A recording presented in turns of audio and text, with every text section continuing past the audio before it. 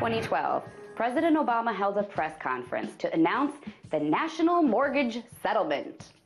The president calls it a landmark settlement with the nation's largest banks, saying that it would, quote, speed relief to the hardest hit homeowners, end some of the most abusive practices of the mortgage industry, and begin to turn the page on an era of recklessness that has left so much damage in its wake. Sounds good and righteous, right? Among other provisions, the settlement established oversight monitors, people whose job it would be to check over bank data every quarter. They're supposed to make sure banks are no longer filing invalid documents, foreclosing on properties when they have no legal right to do so, and doing all the other criminal activities they were doing that got the country into this housing mess. The first reports are due this month, so they better come back clean or else those banks are going to pay for their criminal activities this time around, right? Actually, wrong. Silly American, of course the banks aren't going to face penalties for criminal activity in the housing market, settlement or no settlement.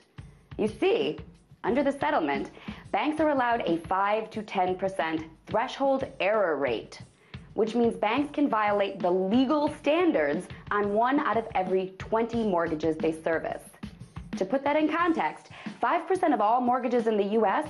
equals 2.5 million homes.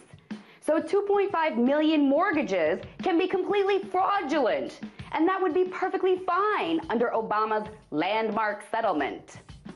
The best part, though, is that the reviews the settlement monitors use to assess the bank's compliance with law are written by people paid by the banks themselves. That's right, the banks pay the people responsible for reporting on the bank's adherence to the law. That's gotta ensure impartiality, right?